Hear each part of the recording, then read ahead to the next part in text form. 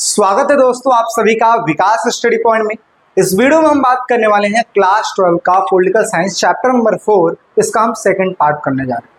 Already हमने first part कर लिया है जिसमें हमने बहुत सारे टॉपिकों के बारे में हमने पढ़ा था यूएनओ से रिलेटेड, और अब हम आगे पढ़ने वाले हैं जिसमें हम ये देखेंगे कि उसकी जो एजेंसियां हैं उनके बारे में हम चीजों को डिस्कशन करने जा रहे हैं। ठीक है, तो चलिए स्टार्ट करते हैं वीडियो को। और साथ ही साथ आप लोग को ये भी बता दूं, अगर आपको नोट्स चाहिए तो डिस्क्रिप्शन में लिंक है, वहां से आप नोट्स ले सकते हैं। और जिन बच्चों को ऑलरेडी पता है उनको तो पता ही है, बाकी वो वीडियो को शेयर करें। ठीक है, चलिए स्टार्ट करते हैं WTO के बारे में। विश्व व्यापार संगठन, क्या बोलते हैं इसको? विश्व व्यापार संगठन। आप जैसा कि नाम से ही पता लग रहा है कि ये व्यापार से रिलेटेड है। मतलब व्यापार का मतलब क्या होता है भाई? कोई ऐसा प्रोडक्ट जिसको आप सेल करते हो, कोई ऐसा प्रोडक्ट जिसको आप क्या करते हो? सेल करते हो। सेल करने के बाद पैसा अर्न करते हो, फिर उसके बाद फिर प्रोडक्शन करते हो, फिर सेल करते हो। यही प्रक्रिया चलती रहती है, इसी को व्यापार कहा जाता है। तो देखिए, जो ऐसा व्यापार है जो विश्व लेवल पे है उसी को हम कहते हैं WTO। देखिए क्या है, यह अंतरराष्ट्रीय संगठन है, वैश्विक व्यापार के कानूनों को निश्चित करता है। यानी कि ऐसा कानून व्यवस्था जो कि वर्ल्ड लेवल पे हो ना, उस वर्ल्ड लेवल के कानून व्यवस्था को निश्चित करने का जो काम होता है किसका होता है? WTO का होता है। आप यहाँ पे लोगो देख सकते हैं ना। चलिए आगे बढ़ते हैं। सन 1995 में इस संगठन की स्थापना की गई थी। WTO की बात करें तो ये general agreement on tariffs and trade यानी कि GATT उत्तराधिकारी के रूप में कार्य करता है। इसके सदस्य देश जो है वो है 150 देश। कितने देश हैं? 150 देश। WTO पर अमेरिका, संयुक्त यूरोपीय संघ, साथ ही साथ जापान जैसी बड़ी बड़ी शक्तियों का दबदबा है। इसका मतलब ये हुआ कि जाहिर सी बात है, देखो अभी पिछले पार्ट में भी हमने ये बात किया था कि चाहे यूएनओ की बात करें, चाहे एजेंसियों की बात करें, चाहे और इस प्रकार के संगठनों की बात करें, जो मजबूत देश हैं वो अपना कंट्रोल बनाकर रखते हैं, है ना। कंट्रोल बनाकर रखते हैं। तो वही बात यहाँ पे लिखा है कि WTO पर अमेरिका, यूरोपीय संघ, जापान जैसी बड़ी जो शक्तियां हैं वो अपना दबदबा बनाकर रखती हैं। तो ऑल ओवर हमने समझ लिया WTO के बारे में। इसमें 2 नंबर का क्वेश्चन पूछ लेता है। अब बात करते हैं IMF, जिसको हम कहते हैं अंतरराष्ट्रीय मुद्रा कोष, इंटरनेशनल मॉनेटरी फंड या फिर मनी फंड। ठीक है, क्या लिखा है? शीत युद्ध के बाद के वक्तों में कुछ संगठनों ने बड़ी अहम भूमिका निभाई, विशेषकर संसार की अर्थव्यवस्था के संदर्भ में। इसमें से एक था IMF। जैसे शीत युद्ध खत्म होने के बाद जो ऐसे देश जो सोवियत संघ से अलग हो गए थे, या फिर ऐसे देश जिनको आर्थिक सहायता की जरूरत थी, उस समय पैसे देने का जो काम होता था वो IMF के पास होता था, अंतरराष्ट्रीय मुद्रा कोष के पास होता था। और इसने बहुत सारी हेल्प की। इस संगठन ने वैश्विक स्तर पर वित्त व्यवस्था की देखरेख की है। वित्त मतलब पैसे से रिलेटेड, और मांगे जाने पर वित्तीय सहायता तथा तकनीकी मुहैया कराया। यानी कि किसी देश को अगर जरूरत हो तो ऐसे सिचुएशन में वित्तीय सहायता मतलब पैसा भी दिया है और तकनीक देकर उसको मदद भी किया है। 184 जो देश है अंतरराष्ट्रीय मुद्रा कोष के सदस्य देश है। ठीक है, बाकी यहाँ पे आप लोगो दे सकते हो, ये भी आपका 2 नंबर में पूछ लेता है। ठीक है, चलिए आगे बढ़ लेते हैं भाई। अगला है अंतरराष्ट्रीय आणविक ऊर्जा एजेंसी, यानी कि इसको हम कहते हैं IAEA, international atomic energy agency. ठीक है, यह एक परमाणविक ऊर्जा के शांतिपूर्ण इस्तेमाल को बढ़ावा देता है। यानी कि एक ऐसा संगठन जो ये कहता है कि अगर आपके पास बड़े बड़े वेपन्स हैं, अगर आपके पास न्यूक्लियर बम है, आइटम बम है, तो ऐसे सिचुएशन में आप इसको नियमित मात्रा में प्रयोग करो, या जब जरूरत उसकी पड़ जाए तो ही प्रयोग करो, अदरवाइज प्रयोग करने की जरूरत ही नहीं है। ठीक है, आगे तथा सैन्य उद्देश्यों में इसके प्रयोग को रोकता है। यानी कि वो कहता है कि कभी भी व्यक्ति अपने फायदे के लिए, देश अपने फायदे के लिए इन चीजों का इस्तेमाल ना करे, क्योंकि इससे देश का नुकसान होता है, वहां के लोगों का नुकसान होता है। इस संगठन के अधिकारी नियमित तौर पर विश्व की परमाणविक सुविधाओं की पड़ताल करते हैं। यानी कि जो संगठन के जो लोग हैं वो ये चेक करते हैं कि भाई कहीं कोई देश तो ऐसा तो नहीं है जो इस चीज का मिसयूज कर रहा है ना। चलिए आगे, इससे नागरिक परमाणु संयंत्रों का प्रयोग सैन्य उद्देश्यों के लिए ना हो। यानी कि कहा जाए तो ये काम इसलिए करवाया जा रहा है ताकि कोई भी नागरिक, कोई भी देश इस परमाणु बमों को अपने फायदे के लिए, सैन्य उद्देश्यों के लिए इसका प्रयोग ना करे। ठीक है, तो ये हो गया IAEA। आप लोगों भी देख सकते हैं। नेक्स्ट बात कर लेते हैं। अगला है एमनेस्टी इंटरनेशनल, ये तो बार बार क्वेश्चन आता है। देखो जितनी भी चीजें मैं सेपरेट करके चीजें बता रहा हूं। एमनेस्टी इंटरनेशनल एक स्वयंसेवी संगठन है। यह संपूर्ण संसार में मानवाधिकार की रक्षा के लिए अभियान चलाता है, यानी कि मानवों के अधिकारों के लिए काम करता है। एमनेस्टी इंटरनेशनल जिसको कहते हैं एक स्वयंसेवी संगठन, यानी कि खुद के द्वारा चलाई जाती है, और ये देश के मानवाधिकार यानी कि विश्व के देशों में, मतलब विश्व में जो देश हैं उनके नागरिकों के मानवाधिकारों की रक्षा करने के लिए इस चीज को बनाया गया है। यह संगठन मानवाधिकारों से जुड़ी रिपोर्ट को तैयार करता है और उसको प्रकाशित करता है, यानी कि दुनिया के सामने लाता है। तो एमनेस्टी इंटरनेशनल आप देख सकते हो इस तरीके से यहाँ पे इसका लोगो है। चलिए आगे बात करते हैं human right watch. Human right watch का मतलब क्या हुआ, आप यही से समझ सकते हो कि ह्यूमन के राइट्स की बात की जा रही है, ह्यूमन के अधिकारों की बात की जा रही है। तो देखिए क्या लिखा है कि यह भी मानवाधिकारों की वकालत करता है और उससे जुड़ी जो चीजें हैं, ठीक है, उस चीज का अनुसंधान करता है, प्रकाशित करता है, और ये भी एक प्रकार का स्वयंसेवी संगठन है।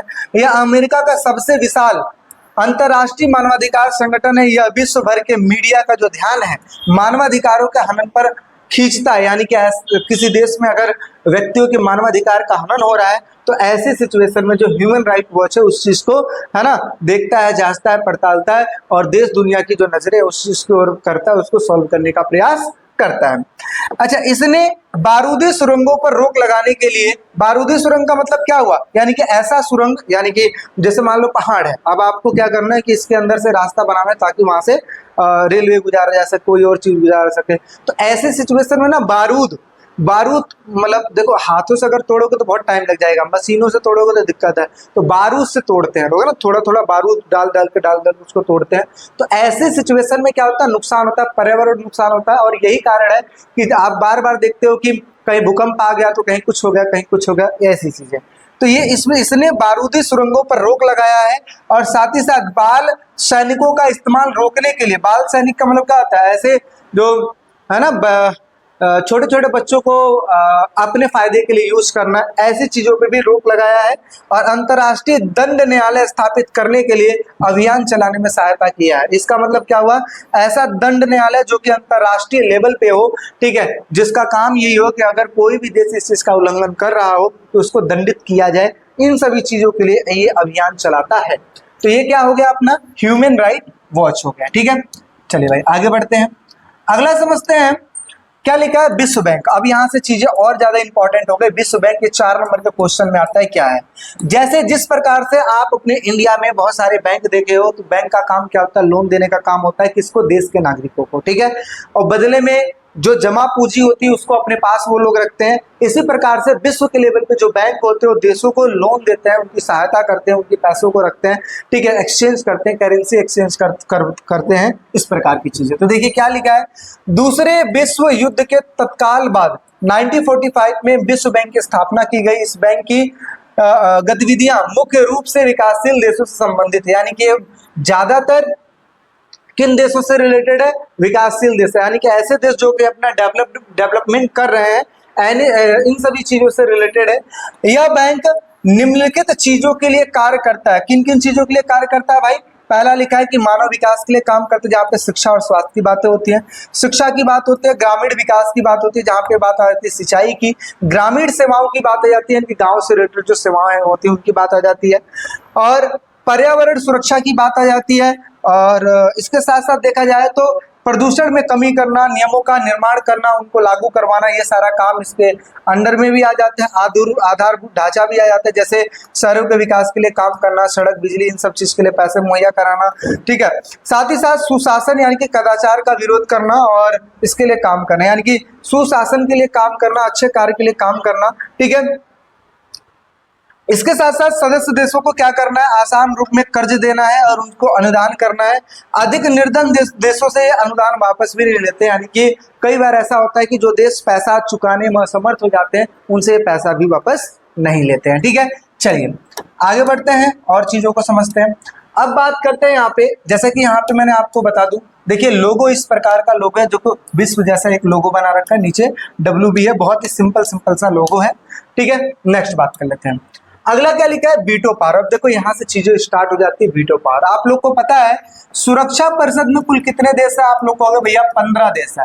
अच्छा ये 15 देश किन चीजों में डिवाइड है, ये 5 और 10 में डिवाइड है, जहां पे जो 5 है वो है स्थायी, क्या है, स्थायी है। स्थायी मतलब क्या हुआ, ये फिक्स है, और जो 10 है वो क्या है, अस्थायी है।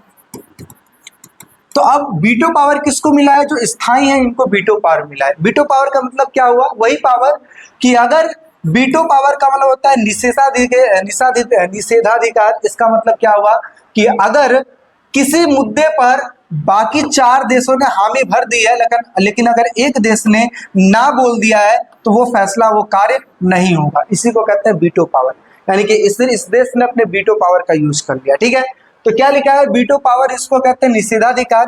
निषेधाधिकार या वीटो सुरक्षा परिषद के स्थायी सदस्यों के लिए महत्वपूर्ण शक्ति, यानी कि ऐसे सदस्य जो कि स्थायी हैं उनको ये चीज दी जाती है। क्या लिखा है, निषेधाधिकार का अर्थ स्थायी सदस्यों द्वारा संयुक्त राष्ट्र संघ में किसी प्रस्ताव को पास करने से रोकना। अगर कोई प्रस्ताव पास किया जा रहा है और ऐसी सिचुएशन में किसी एक देश को भी लग रहा है कि ये चीज सही नहीं हो रहा है, तो ऐसी सिचुएशन में वो अपने वीटो पावर का प्रयोग कर सकता है। इसका अभिप्राय यह है कि 5 स्थायी सदस्यों में से कोई एक भी सदस्य संयुक्त राष्ट्र संघ के सुरक्षा परिषद में रखे गए जो प्रस्ताव है इसके विरोध में अगर वोट दे देता है तो प्रस्ताव पारित नहीं होगा। जैसे कि मैंने बताया, किसी प्रस्ताव पे 4 बंदों ने हाँ बोला है, अगर एक ने ना बोल दिया तो प्रस्ताव पारित नहीं होगा, क्योंकि इसने अपने वीटो पावर का यूज कर लिया।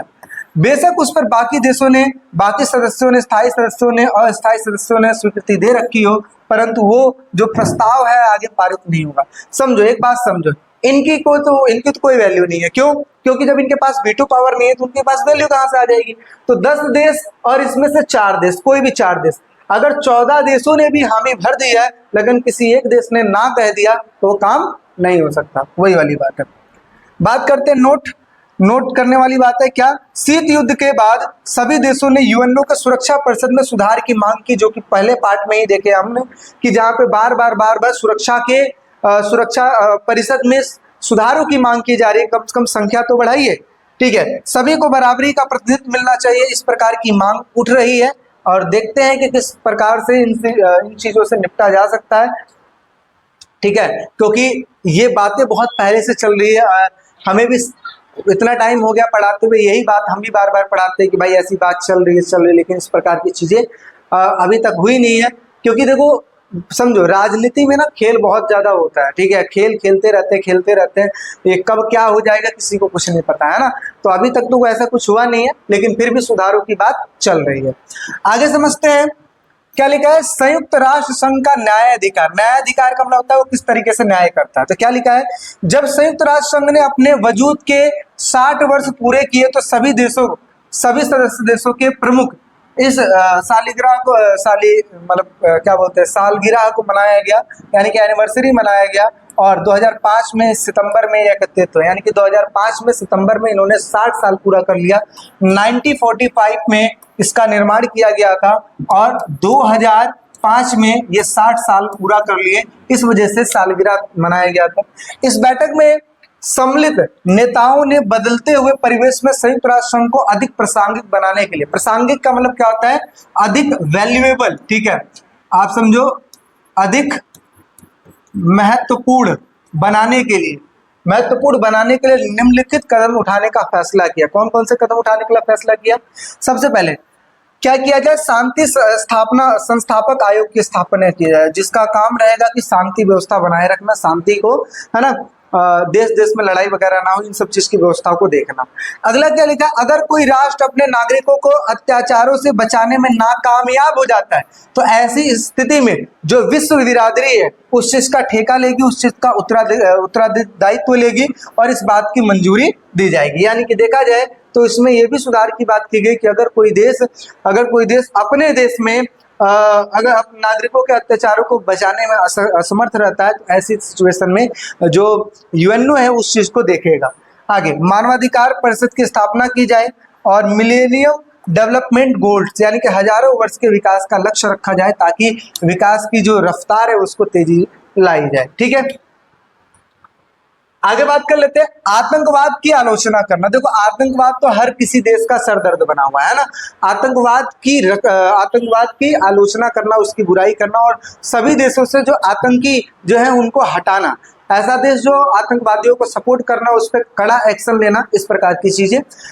ट्रस्टीशिप काउंसिल जिसको न्यायिकता परिषद कहते हैं, उसको खत्म करने पर सहमति। क्यों? क्योंकि अब मोस्टली ऐसा कोई देश बचा नहीं है जिसपे कोई दूसरा देश कब्जा करके बैठा हो। तो ऐसे सिचुएशन में जो न्यायिकता परिषद है उसका जो काम होता है वो धीरे धीरे खत्म होने को आ जाता है और फिर इस चीज को खत्म करने की बात की गई। आगे इन सभी मुद्दों को लेकर सभी देशों में बहुत सारे प्रश्न उठते हैं, जैसे कि विश्व में विभिन्न प्रकार के मुद्दों पर झगड़े होते रहते हैं। ऐसे में शांति संस्थापक जो आयोग है इन सभी मुद्दों पर क्या करेगी? हस्तक्षेप करेगी, यानी कि शांति व्यवस्था को बनाकर रहेगी। अच्छा, कई बार ऐसा भी होता है ट्रस्टीशिप काउंसिल बड़े बड़े देशों की पैरवी करता है, तो ऐसी सिचुएशन में इसको खत्म करने पर सबकी सहमति होती है। समझ में आ रही बात है? चलिए अब आगे बढ़ते हैं। संयुक्त राष्ट्र संघ में सुधारों में भारत की भूमिका, यानी कि भारत कितना इन्वॉल्व है इस चीज को लेकर कि भाई संयुक्त राष्ट्र संघ में सुधार होना चाहिए। तो देखते हैं संयुक्त राष्ट्र संघ में सुधार करने के लिए भारत भी समर्थन करता है, यानी कि इस चीज को बार बार बढ़ावा देता है कि नहीं नहीं सुधार करना चाहिए। भारत का विचार है कि परिवर्तित होते हुए विश्व में संयुक्त राष्ट्र संघ की मजबूती एवं दृढ़ता अति आवश्यक है। यानी कि भारत ये कहता है कि जैसे जैसे समय बदलता जा रहा है ना, परिवर्तित हो जाता है, ऐसी स्थिति में अगर संयुक्त राष्ट्र संघ में सुधार किया जाए तो ज्यादा अच्छा है, बिना सुधार किए नहीं चल सकता। जैसे आप देखते हो हमारे संविधान में चेंजेस होते हैं, इसी प्रकार से इसमें भी सुधारों की आवश्यकता है। भारत का यह भी मानना है कि संयुक्त राष्ट्र संघ के एजेंडे में विकास का जो मसला है यह प्रमुख होना चाहिए, यानी कि विकास डेवलपमेंट की बात इसमें सबसे ज्यादा महत्वपूर्ण होनी चाहिए।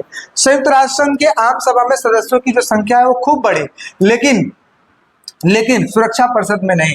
आम सभा में खूब सदस्य हुए, यानी कि स्टार्टिंग में 51 सदस्यों ने मिलकर स्टार्ट किया था, फिर करते करते करते आज 193 सदस्य हैं, एक सदस्य देश और जुड़ने की बात चल रही है। लेकिन फिर भी अगर देखा जाए तो सुरक्षा परिषद में कोई चेंजेस नहीं है। क्यों? उसमें 5 स्थायी और 10 अस्थायी देश वैसे ही।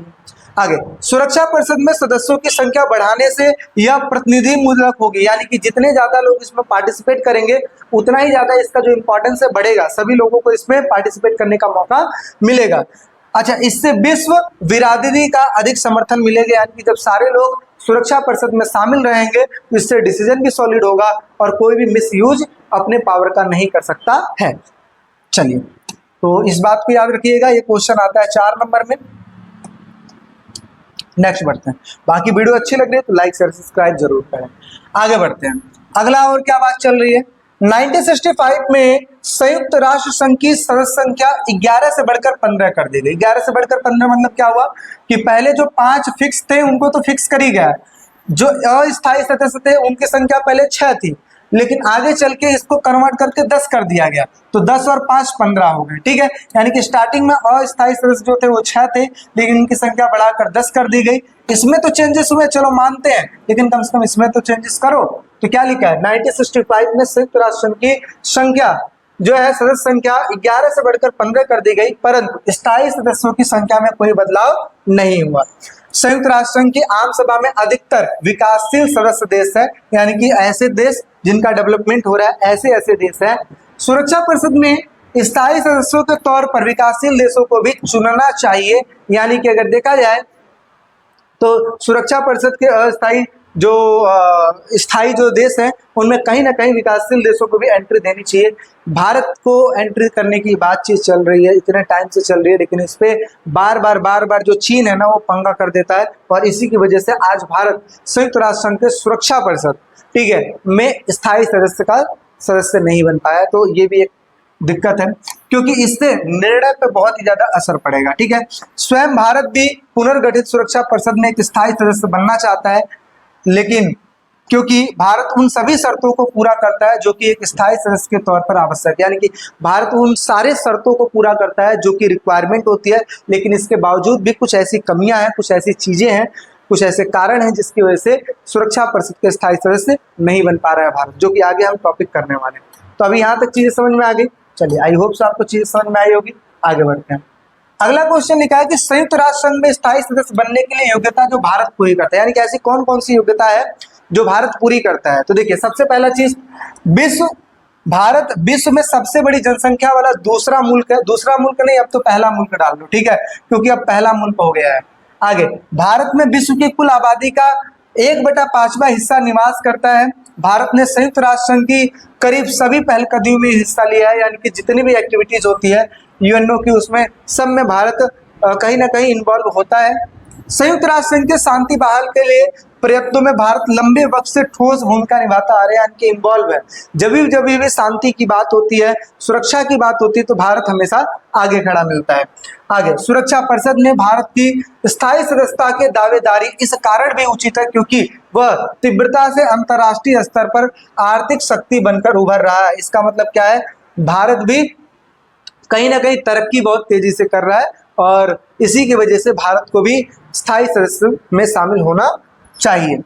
आगे, भारत ने संयुक्त राष्ट्र संघ के बजट में नियमित तौर पर अपना योगदान दिया है और यह कभी भी अपने भुगतान से पीछे नहीं हटा है। तो ये सारी वो क्वालिटी है जिसकी वजह से यूएनओ में भारत स्थायी सदस्य पाने के योग्य है, लेकिन फिर भी इसको स्थायी सदस्यता नहीं मिल पा रही है।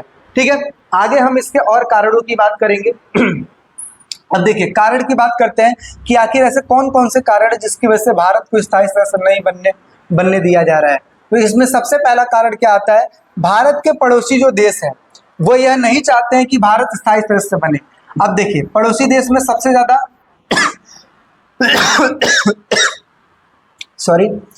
पड़ोसी देश में सबसे ज्यादा जो है इन्वॉल्व पाकिस्तान है और दूसरे नंबर पे चीन है।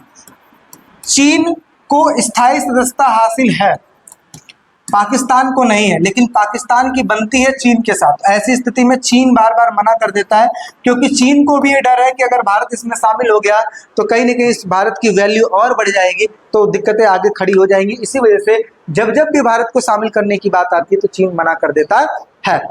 चलिए, कुछ देश तो भारत के परमाणु हथियारों को लेकर परेशान है कि आखिर भारत के पास परमाणु बम कहां से आ गया।